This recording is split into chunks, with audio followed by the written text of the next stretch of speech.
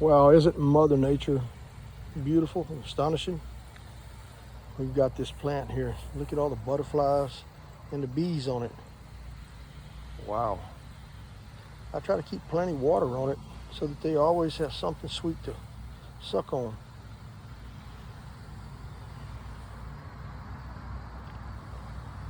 Beautiful. Look at them.